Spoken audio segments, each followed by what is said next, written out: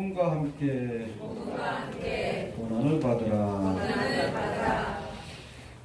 디모데전서가 이제 로마에서 1차로 투옥된 이후 잠시 풀려난 사도 바울이 사도행전은 나와 있지 않지만 또 다른 선교 여행을 하면서 특별히 에베소 교회를 책임진 디모데에게 보낸 그런 목회 서신이라면, 이 디모데후서는 네로 황제가 일으킨 로마의 대화재 이후 이것을 기독교인들에게 뒤집어 씌우기 위해서 이 사도 바울을 감옥에 가둔 2차 투옥 당시에 쓰여진 그런 글로 알려져 있습니다. 바로 이 편지를 쓴 직후에 사도 바울이 순교의 길을 간 것으로 그렇게 역사학자들은 평가하고 있는데, 여튼 자신의 죽음이 임박했음을 직감한 사도 바울이 이제 믿음의 아들, 사도 바울은 장가를 안 갔어요? 어찌 보면 양아들입니다. 믿음의 아들인 디모데에게 남긴 어찌 보면 유언과도 같은 말씀이 디모데후서다, 그렇게 보시면 될 것 같습니다. 이제 1절부터 5절까지 간단한 인사로 서신을 시작한 사도 바울은 곧바로 디모데에게 하나님의 부름을 받은 일꾼으로서 어떠한 어려움이 있어도 내가 복음을 전하는 일을 멈추지 말아라. 해봅시다. 복음 전하는 일을 멈추지 말아라. 예, 구체적으로는 우리 8절에 보니까 복음과 함께 고난을 받아라. 나처럼. 이해가 됩니까? 해봅시다. 복음과 함께 고난을 받아라. 예, 오늘은 바로 이 주어진 이 말씀을 통해서, 사도 바울의 유언과 된 말씀을 통해서 이 마지막 때를 사는 우리가 어떠한 자세로 하나님의 복음을 증거하고 사명을 맡아야 하는지 좀 생각해보는 시간을 좀 갖도록 합니다.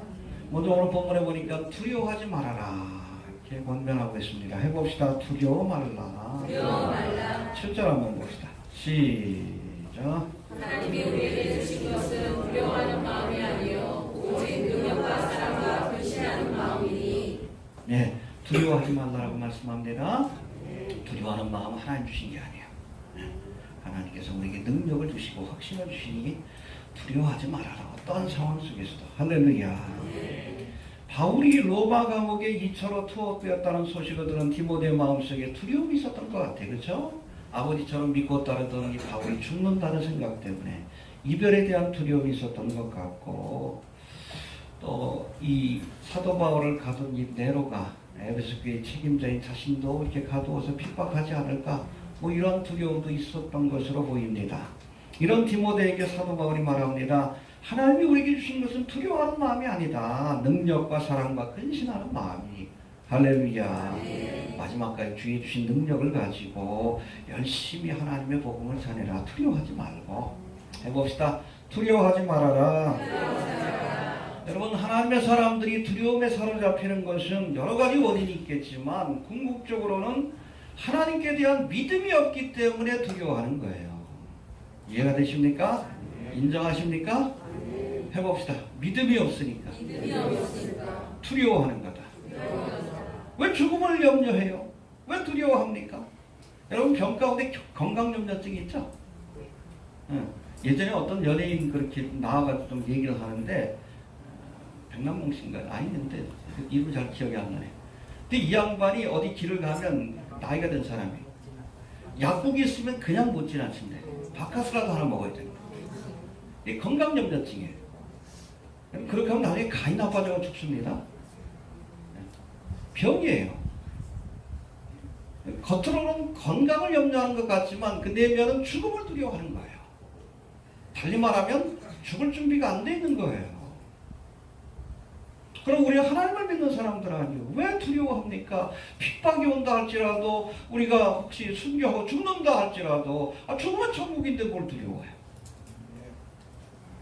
하나님이 우리에게 주신 마음은 두려운 마음이 아니에요. 물론 예수를 믿기 위해서는 두려운 마음이 필요합니다. 하나님 종말과 심판에 대해서 두려워해야 하나님을 찾는 거예요. 그러나 예수를 믿은 다음에는 두려워하면 안 돼요. 그건 불신앙의 죄입니다. 회개해야 돼. 왜 예수 믿는 사람들이 두려워합니까? 여러분, 마태복음 8장에 보면 예수님께서 전도여행을 다니시는데 가버나움에서 이제 건너편이 요단 동편입니다. 갈릴리 우스 동편. 가다라 지방으로 가다가 예수님께서 배 안에서 잠이 드셨어요. 근데 갑자기 사나운 풍랑이 일어나니까 제자들이 자신들의 힘으로 배를 어떻게 해보려다가 못하니까 예수님을 깨웁니다. 막 두려워 떨면서 우리가 죽게 되었나이다. 호들갑을 떠는 장면이 나오는데 이때 잠에서 깨어나신 예수님이 뭐라고 말씀합니까? 왜 무서워하느냐? 믿음이 적은 자들아. 해봅시다. 왜 무서워하느냐? 믿음이 적은 자들아. 믿음이 없으니까 두려워한 거예요. 예수님이 옆에 계신데 뭘 두려워해? 우리 인간의 생사화복을 주관하시고 만물을 주관하시는 분이 우리와 함께 하시는데, 그러고는 마태복음 8장 26절에 보니까 풍랑이 이는 바다를 꾸짖음에 잠잠케 되었다. 할렐루야. 해봅시다. 바다를 꾸짖음에 잠잠케 되었더라. 꾸짖음에 잠잠하라. 여러분, 파도도 우주 만물도 주님의 명령에 순종합니다. 그런 주님이 우리와 함께 하시는데 우리가 두려워할 이유가 어디 있어요? 담대하십시오. 어떤 상황 속에서도 두려움 때문에 믿음 버리지 말고, 죽어도 천국 아니요. 우리는 다 잃어도 천국은 우리에게 주셨잖아요. 주님이 함께 하시잖아요. 그래서 우리가 어떤 인생을 살다가 환난과 풍파를 만났을 때 우리가 파도를 보면 물에 빠져요. 베드로처럼. 풍랑을 바라보는 것이 아니라 예수님을 바라봐야 해요. 그래야 풍랑을 우리가 걷는 기적을 경험하는 거예요.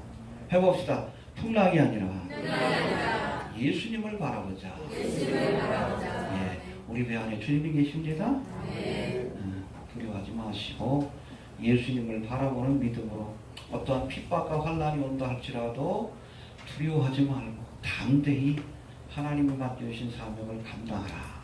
할렐루야. 예. 또 두 번째, 부끄러워하지 말라라고 말씀합니다. 첫 번째는 두려워하지 말아라. 또 두 번째는 부끄러워하지 말아라. 할렐루야. 주님과 주인 주신 복음을 부끄러워하지 말아라. 복음을 전하다가 같이 나를 부끄러워하지 말아라. 부끄러워할 이유가 어디 있어요? 8절 한번 봅시다. 시작.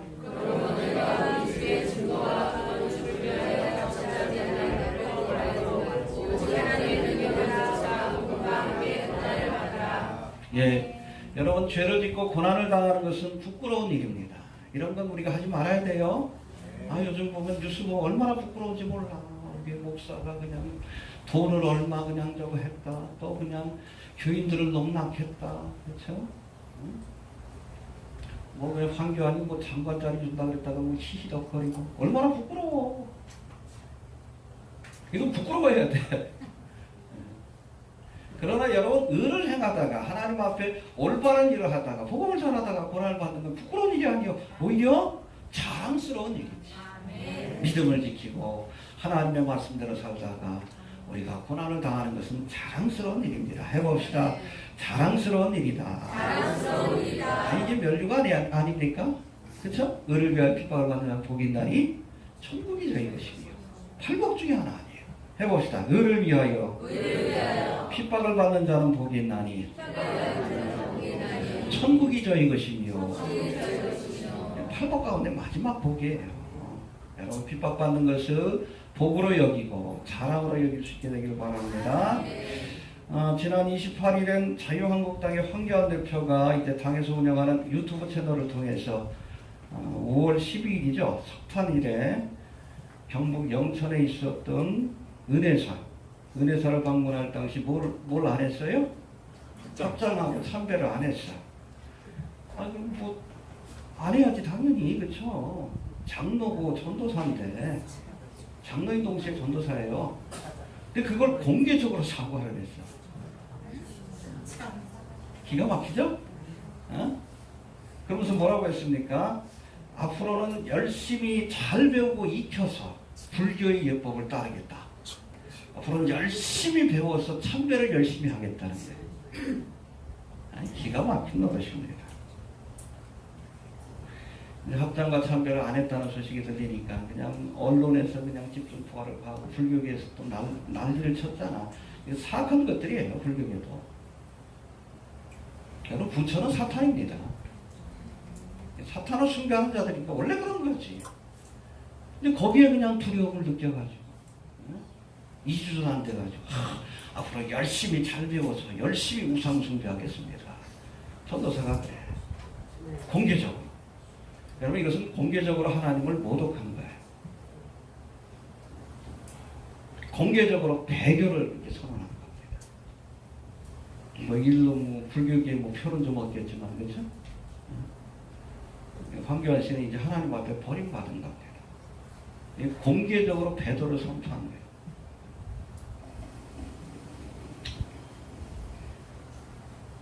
여러분 의를 행하려고 하는 자에게는 고난이 있어요. 그걸 각오도 하지 않고 그렇게 했다는 것 자체가 웃긴 거지. 그 비난도 각오하지 않고. 당연히 핍박이 있고 여러분 반대가 있지. 하지만 이러한 고난은 부끄러운 것이 아니라 오히려 자랑스러운 것이에요. 기억하시길 바랍니다. 황교안 씨가 교회 장로여 전도사로서 우상숭배를 거부하다가 비난을 받았다면 이 부끄러워할 일이 아니라 자랑할 일이지. 감사합니다. 대통령 못 되면 어때? 하늘에 상급이 있을 텐데. 그런데 황교안 전도사는 그 반대로 자신의 정치적인 이익을 위해 우상숭배를 거절한 일을 아예 공개적으로 사과를 했어요. 이건 우상을 숭배하지 말라는 말씀을 주신 하나님을 공개적으로 모독하고 부끄럽게 만든 행위입니다. 이로 황교안 씨가 불교계의 마음을 샀을지 모르지만 하나님 앞에서는 확실하게 버림받았다는 사실을 명심해야 합니다. 여러분 로마서 9장 26절에 보니까 어떤 일로든 이 땅에서 우리가 하나님과 나와 내 말을 하나님의 말씀을 부끄럽게 여기는 자는 주님께서 오실 때 그를 부끄럽게 여긴다 하셨어요. 부끄럽게 여기는 자가 되지 않길 바랍니다. 어떤 상황에서도 하나님께 영광을 돌리고 우리가 믿음을 당당하게 여기고 하나님을 자랑스럽게 여겨야지. 부끄럽게 여기면 하나님의 말씀과 또 하나님을 부끄럽게 여기면 그렇잖아요. 주님 오실 때도 우리를 부끄럽게 여기는 모른다 하시는 거예요. 부끄러우니까 나 저 사람 몰라요. 지옥 가는 거지. 부끄러워하지 마십시오. 복음을 전하다가 핍박받는 것을 또 우리 하나님의 말씀을 지키다가 그렇게 고난당하는 것을 부끄럽게 여기는 것이 아니라 자랑스럽게 면류관으로 여길 수 있는 그런 성도가 되어야 합니다. 해봅시다. 부끄러운 것이 아니라 자랑스러운 것이다. 비난과 핍박을 받겠다고 그냥 믿음을 팔아먹는 그게 부끄러운 거예요. 그게 부끄러운 겁니다. 이해가 되십니까? 예. 그리고 오늘 요절 같은 말씀이 8절에 또 나오는데 8절 한번 다시 봅시다. 시작.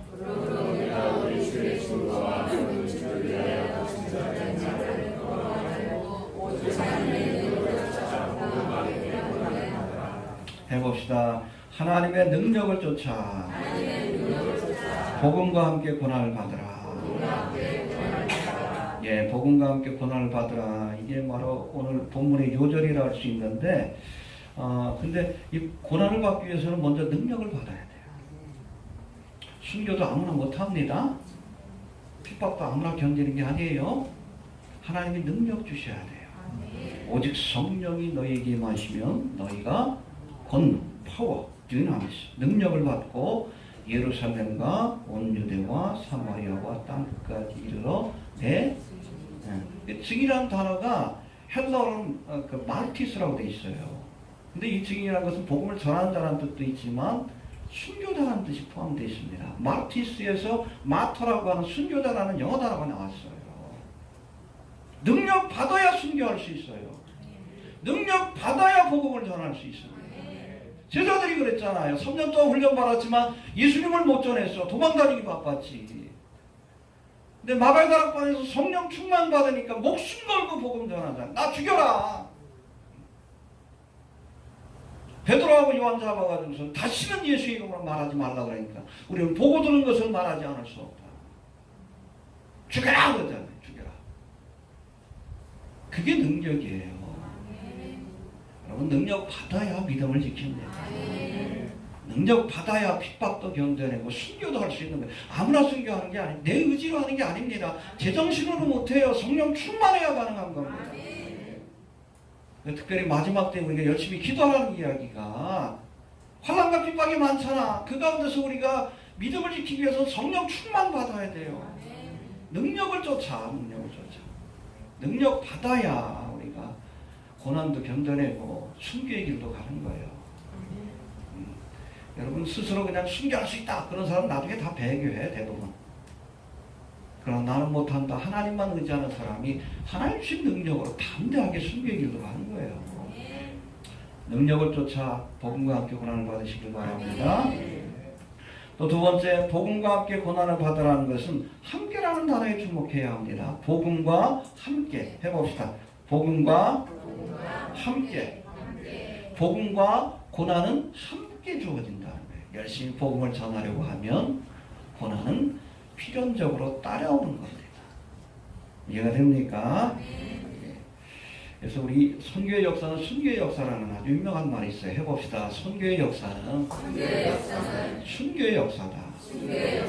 복음을 전하는 곳마다 파워 인카운트가 일어나고 많은 핍박과 환난이 일어납니다. 바로 우리가 복음을 전하려고 하면 핍박과 순교를 각오해야 하는 거예요. 이해가 됩니까? 바울도 그랬잖아요. 1차, 2차, 3차 전도에 보면 그냥 능력으로 하나님의 복음이 전해지는 것도 나오지만 그냥 가는 곳마다 또 핍박을 받았잖아. 두들겨 맞기도 하고 감옥에 갇히기도 하고 재판을 받고 결국 뭐 그렇게 이렇게 로마 감옥에 1차, 2차 투옥돼가지고 목이 잘려 순교한 거 아닙니까? 선교의 역사는 순교의 역사입니다. 그게 증인이요. 마르터. 그게 복음 전하다 죽는 게 순교자 증인이에요. 여러분 교회는 순교자의 피 위에 세워진다라고 했습니다. 누군가가 핍박과 순교를 각오하고 이 땅에도 복음을 전해주었기 때문에 그렇죠. 교회가 선 것이고 우리가 예수 믿고 구원받은 것 아니요. 이제는 복음의 빚진 자로서 우리도 복음과 함께 고난을 각오하고 주님 오실 때까지 열심히 전합시다. 네, 혹시 복음 전하다가 핍박을 당하면 감사히 여기십시오. 내가 십자가의 고난에 동참하는 겁니다. 얼마나 영광스러워요. 해봅시다. 복음과 함께 고난을 받으라.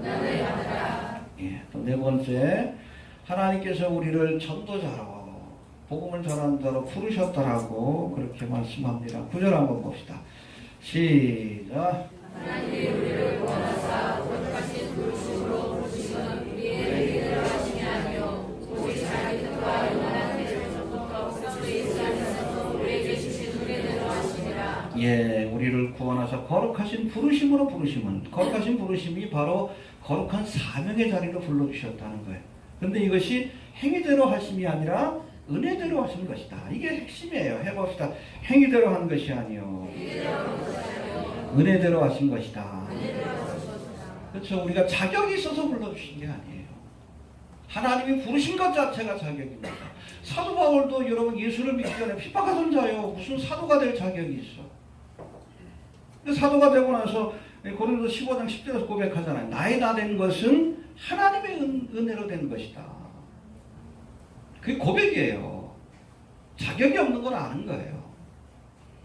어찌됐든 하나님의 사명의 자리에 부르심을 받은 자들은 내가 행위대로 그렇게 부름받은 것이 아니라 불러주신 것 자체로 은혜로 여기고 이 은혜에 보답하기 위해서 맡겨주신 사명에 최선을 다할 수 있어야 합니다.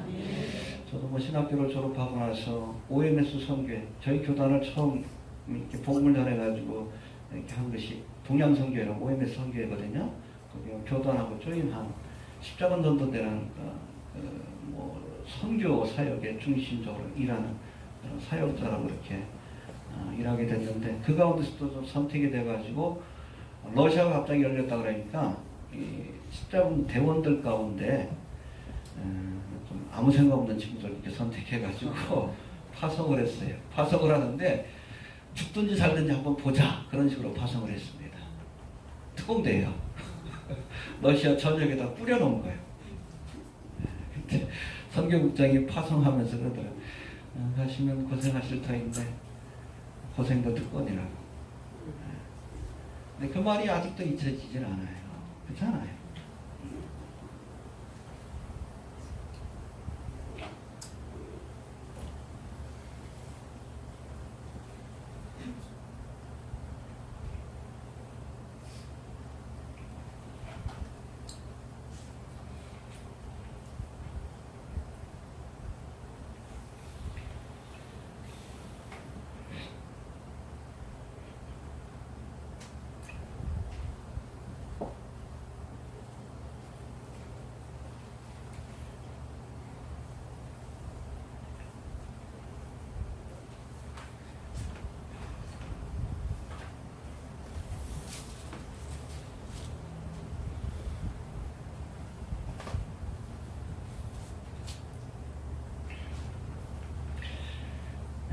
나이가 들면 눈물이 많아지네, 그렇죠? 해봅시다. 복음과 함께 고난을 받으라. 아무튼 하나님의 부르심 자체를 특권으로 여길 수 있는, 그렇죠? 고난 받는 것도 특권으로 여길 수 있는 분명한 소명의식이 있어야 한다는 겁니다. 예. 그 다음에 우리를 불러주시되 특별히 11절에 보니까 반포자와 사도와 교사로 부르셨다라고 말씀합니다. 우리 11절 한번 다시 봅시다. 시작. 내가 이 복음을 위하여 반포자와 사도와 교사로 부르심을 입었노라. 예, 이건 사도 바울이 고백한 거예요. 나를 하나님께서 반포자로 또 사도로 교사로. 일차적으로 그런 의미지만 우리 모두가 하나님의 복음을 전하는 반포자와 사도와 교사가 되어야 합니다. 할렐루야. 구체적인 의미를 한번 살펴봅시다. 전도자는 반포자가 되어야 하고 두 번째는 사도가 되어야 하고 교사가 되어야 하는 겁니다. 반포자라고 부르셨다고 했는데 이 반포자는 헬라어로 페릭스라고 해서 영어로는 헤럴드예요. 왕의 사신이라는 뜻입니다. 선포하는 자라는 뜻을 갖고 있어요. 그렇죠? 왕의 명령을 받은 사신이 지방으로 가가지고 성문 앞에서 딱 포고문을 딱 적어하면서 선포하죠. 앞으로 이렇게 하라. 왕의 명령을 선포하는 겁니다. 해봅시다. 선포자. 다시 말해서 우리가 복음을 전하는 전도는 설득이 아닙니다. 자꾸 설득하려고 하니까 무리수를 두는 거예요. 선포하는 거예요. 그렇죠? 회개하라? 그리고 나서 듣든지 안 듣든지 그건 여러분 듣는 사람의 책임이요. 전도자는 선포하고 끝나는 겁니다. 거기까지가 책임이에요. 당신 회개하지 않으면 지옥 간다고. 회개하든 회개하지 않든 그건 그 들은 사람의 책임이지. 선포자의 책임을 다했으면 결과에 대해서 연연하지 말아야 합니다. 종말의 복음을 지금도 얼마나 싫어해요. 그러나 여러분 그게 중요한 게 아니에요. 하나님이 전하라고 했으면 전하면 되는 거예요. 그 다음은 여러분 들은 사람에게 책임이요. 들었는데 그니까 하나님의 말씀을 귀담아 듣지 않고 가볍게 여기다가 멸망의 길을 간다. 그럼 본인 책임이지. 듣고 회개했다. 그럼 본인이 은혜 받은 거지. 전도자의 책임은 선포하는 것으로 그쳐야 합니다. 해봅시다. 전도는 선포하는 것이지 설득이 아니다. 억지로 설득하려다가 복음을 왜곡시키는 거예요. 우리 교회 나오면 만사형통한다. 교회 성경 어디 그런 말이야? 3박자, 5박자 축복받고 성경 어디 나와? 오히려 고난받는다고 그랬지. 예수 믿으면 부자, 성경 어디 그런 말이야? 부자가 천국 가기 힘들다 그랬지. 설득하려다가 거짓말하는 거예요. 가짜 복음을 전하는 거예요. 귀를 즐겁게 해줘요. 설득하려면 사람들을 즐겁게 해줘야 돼요. 듣고 싶어하는 얘기를 해줘야지. 종말에 관한 설교 싫어합니다. 저도 뭐 8년 동안 사역하지만 그렇잖아요. 듣고 깨닫는 사람이 소수잖아요. 여러분들 보세요. 옆에 보세요. 3박자 축복, 5박자 축복, 번영신학을 그 설교하는 교회들 꾸역꾸역 모이잖아. 왜? 설득력이 있으니. 듣고 싶어하는 얘기를 해주지. 귀를 즐겁게 할 수선을 많이 들 것이다. 이게 종말의 징조지. 전도할 때도 그냥 선포하고 끝나세요. 구구절절히 우리 교회 나오면 만사형통하고 뭐 그러지 마셔요. 예수 안 믿으면 본인이 손해지. 저도 그래요. 설교할 때 한 번도 설득하려고 애쓴 적 없습니다. 그냥 하나님의 말씀을 선포하는 거지. 듣든지 안 듣든지 뭐 본인들 책임이지. 제가 뭐 할 말 했으니까 하나님 앞에 책임 묻는 거예요. 해봅시다. 전도는 선포하는 것이다. Preach, proclaim. 선포하고 끝나야 합니다. 설득하려고 하면 안 됩니다. 알겠습니까? 말씀 앞에 깨어지든지 아니면 말씀을 버리든지 듣는 사람들이 결정할 문제예요. 선포하고 그 결과에 대해서는 우리가 연연하지 않는 자세, 이것이 전도인의 첫 번째 자세입니다. 또 두 번째는 사도로 부르셨다. 해봅시다. 사도로 부르셨다. 아포스톨로스라고 하는데 사도란 뜻은 보내심을 받았다. 해봅시다. 보내심을 받았다. 내가 가는 곳이 바로 하나님이 보내신 선교의 현장이라고 믿으시길 바랍니다. 믿지 않는 가정, 남편, 우리 자녀들이 있다면 가정이 바로 선교 현장이에요. 그곳에서 복음을 전하시길 바랍니다. 예. 그리고 믿지 않는 우리 동료들이 있다면 직장이 바로 선교 현장이에요. 내가 일하는 것이 바로 선교 현장이라고 믿고 우리가 열심히 그곳에서 하나님의 영광을 드러내고 본을 보이고 또 복음을 전하는 데 최선을 좀 다하시길 바랍니다. 또 세 번째로 교사로 부르셨다라고 말씀합니다. 해봅시다. 교사로 부르셨다. 헬라어로 보면 디다스칼로스라고 되어 있는데 이건 하나님의 말씀을 잘 풀어서 가르치는 선생을 의미합니다. 할렐루야. 이제 반포자로서 복음을 선포하고 나면 선포된 말씀을 들은 이들 가운데 복음에 대해서 더 알고 싶어하는 사람들이 생겨납니다. 저도 뭐 블로그를 보면 그런 사람들이 가끔 있어요. 그런 사람들에게 하나님의 말씀을 잘 풀어서 가르쳐야 돼. 그렇죠? 교리의 말씀을 잘 가르쳐서 말씀의 반석 위에, 바른 교리 위에 믿음이 세워지도록 도와야 하고, 할렐루야. 또 성경에서 말씀하는 그리스도인의 윤리에 대해서 잘 가르침으로 그리스도인답게 살도록 우리가 디다스칼로스, 말씀을 가르칠 책임이 우리에게 있음을 기억할 수 있게 되길 바랍니다. 물론 사역자 가운데는 주로 반포하는, 선포하는 사역을 하는 사람이 있고 또 가르치는 사역에 중심적으로 그렇게 사역하는 사람도 있긴 해요. 그러나 모든 사역자들은 이것을 다 감당해야 되는 그런 책임이 있다는 것을 기억할 수 있게 되길 바랍니다. 사도 바울도 그랬죠. 나는 뿌렸고 아볼로는 물을 주었을 때 자라게 하시는 이는 뿌리는 것이 바로 반포자예요. 사도 바울은 열심히 쫙 뿌리고 교회를 개척하고 갔죠. 그럼 아볼로와 같은 디모데와 같은 그런 디다스칼로스, 특별히 가르치는 은사를 가진 사람들이 열심히 전도된 사람들에게 말씀을 가르쳐서 믿음이 자라고 열매를 맺도록 돕는 것. 할렐루야. 이런 일들 우리가 최선을 다해야 합니다. 예. 그 다음에 여섯 번째, 본받아 지키라 말씀합니다. 13절 시작.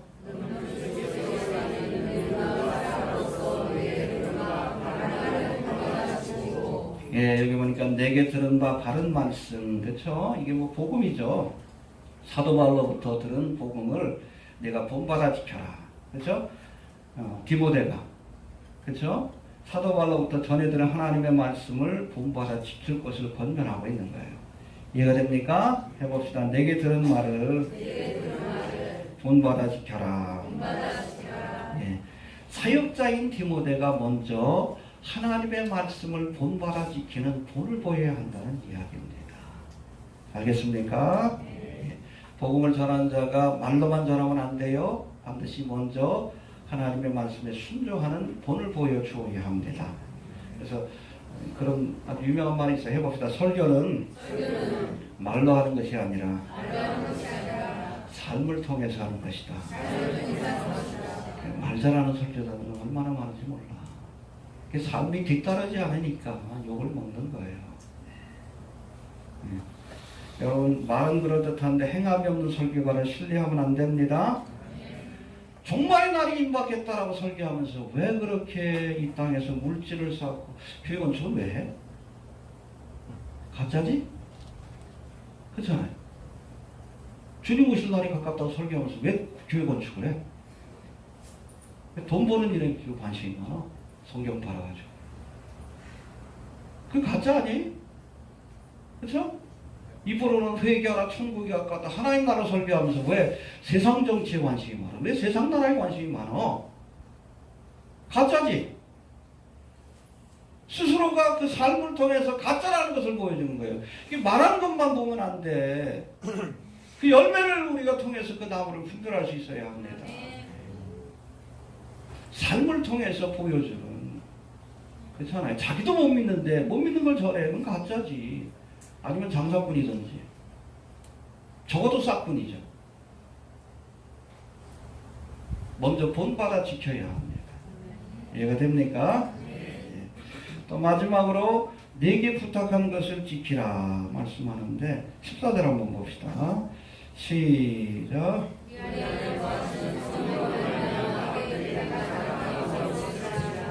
그렇죠. 사도 바울이 디모데에게 부탁한 아름다운 것. 아름다운 것이 뭘까요? 복음이죠. 알겠습니까? 네게 부탁한 이 복음의 말씀을 지켜라. 이 지킨다는 것이 헬라어로 필락손이라고 되어 있는데 이것은 잃어버리거나 해봅시다. 잃어버리거나 훼손되지 않도록 지켜낸다.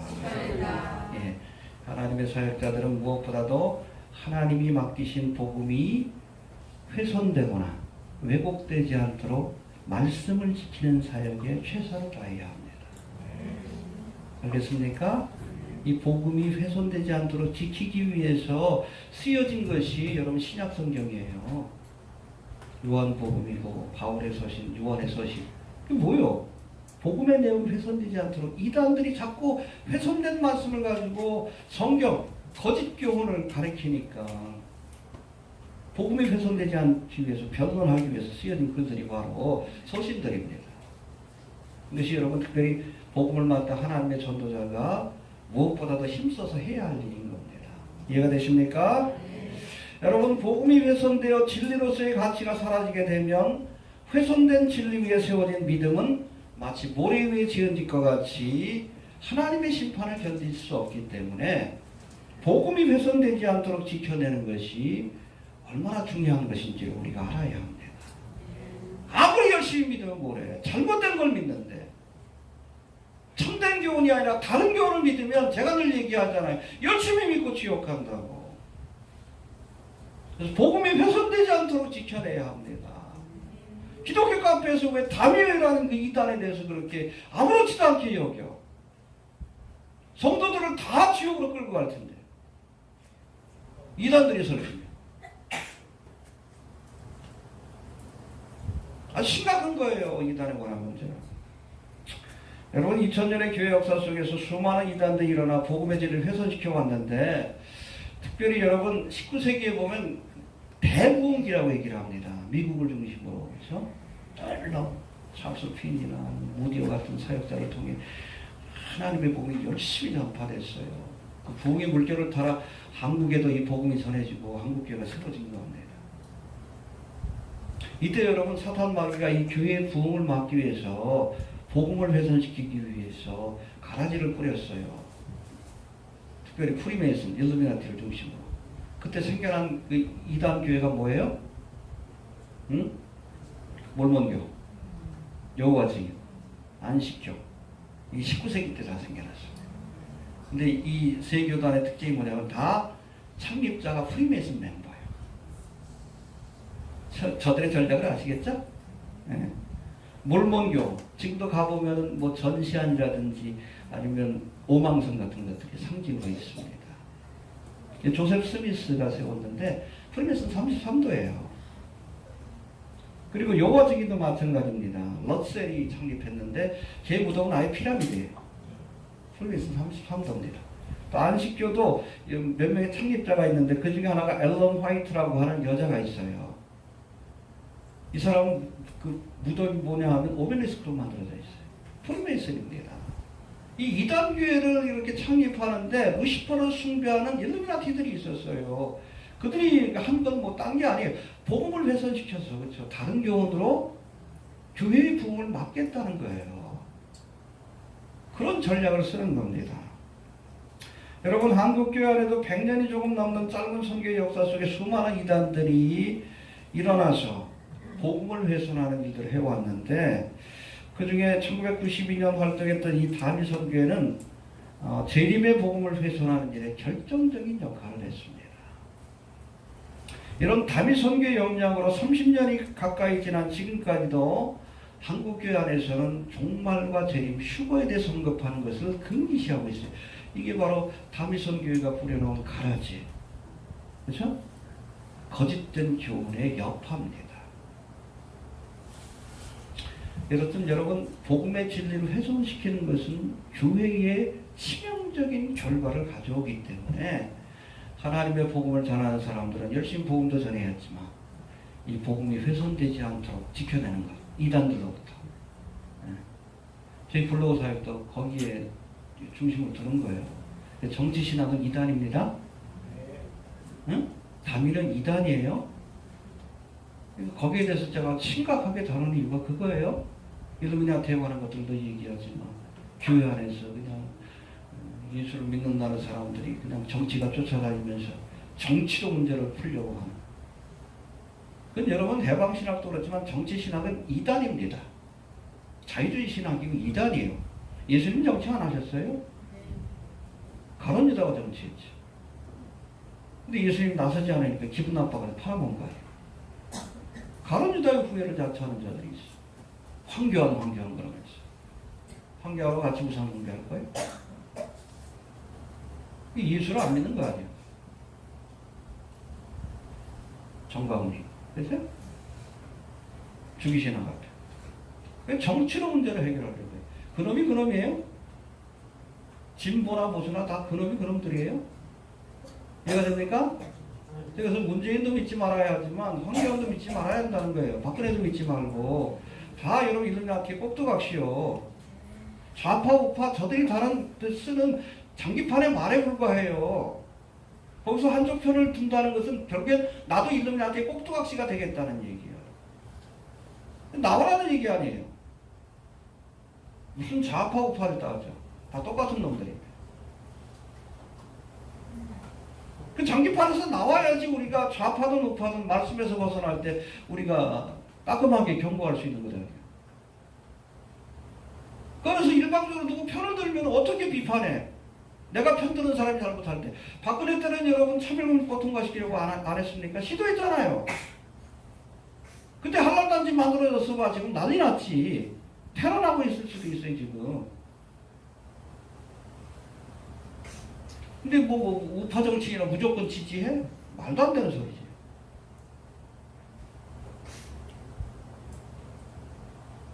이 예수파가 되라는 얘기예요. 문재인파도 되지 말고 황교안파도 되지 말고 박근혜를 지지하지도 말고 예수만 지지하자. 그래서 세상 정치인들은 관리할 대상이지 지지할 대상이 아닙니다. 에? 딱 지켜보고 있다. 정교분리가 필요한가? 잘못된 길로 가면 너 그러지 마라 라고 경고해야지. 이게 선지자 아니에요. 우리가 추정할 세력이 아니에요. 세상 정치인들은 하나님 세우긴 했지만 임시적인 거지. 주님 올 때까지만. 관리할 대상이에요. 그런 길로 가면. 그러니까 방향이 있어야 되는 거예요. 선지자는. 세례요한처럼. 그 밑에서 막 딸랑딸랑 바리새인 선지자처럼 하면 헤로당이 잘못된 길로 갈 때 어떻게 비판해. 세례요한처럼 광야에 있으니까 신경 안 쓰고 비판했지. 왜 네 여동생하고 결혼했네. 여동생 부인하고. 그러니까 목이 잘려 죽긴 했지만. 그래서 선지자는 광야에 있어야 되는 거예요.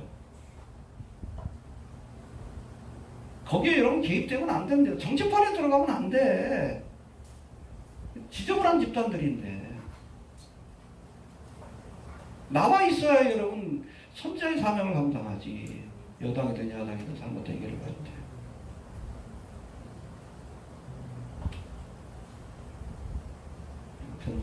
복음이 훼손되지 않도록. 그래서 하나님의 말씀에 있어서는 타협하면 안 돼요. 하나도 타협하면 안 됩니다. 아, 그냥 뭐 정치이니까 할 수 없이 그냥 한다? 말도 안 되는 소리요. 그게 타협하는 것 아니요. 말도 안 되는 소리예요. 말도 안 돼. 이명박이 본을 보이니까 황교안이 담대해진 것 같은데 같이 지옥 갑니다. 같이 지옥 가요. 대통령 되고 지옥 가면 뭐 할 거예요? 응?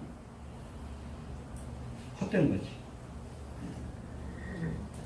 우리가 복음이 훼손되지 않도록 말씀에서는 타협하면 안 됩니다. 네.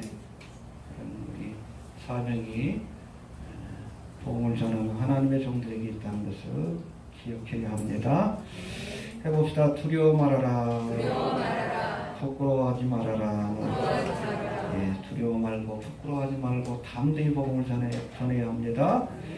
또 핍박과 고난이 있다 할지라도 염려하지 말고 하나님 주신 능력을 쫓아 복음과 함께 고난을 받아라. 해봅시다. 복음과 함께 고난을 받아라. 예, 하나님 우리를 방포자와 사도와 교사로 부르신 것을 기억하며 매사에 복음에 순종하는 본을 보이고 또 이 복음의 말씀이 훼손되지 않도록 하나님의 진리가 훼손되지 않도록 지키는 것이 이 시대 하나님의 종들에게 주신 사명입니다.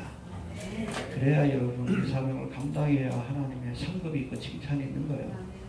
요즘 와서 드는 생각이 참 목사가 구원받기 힘들다는 생각을 좀 듭니다. 얼마나 이 배도의 시대 때 타협하지 않고 말씀 안에 바로 서는 것이 어려운 거예요. 또 그 책임이 막중하기 때문에 많이 선생되지 말라고 권면한 겁니다. 이 땅에서 아무튼 참된 하나님의 종들이 많이 일어나서 담대히 복음을 전가하고 많은 사람들을 의의 길로 인도할 수 있도록 기도 많이 해주시기 바랍니다. 간단하게 기도합니다. 하나님 은혜를 감사합니다. 주의 오심이 임박합니다. 마지막까지 두려워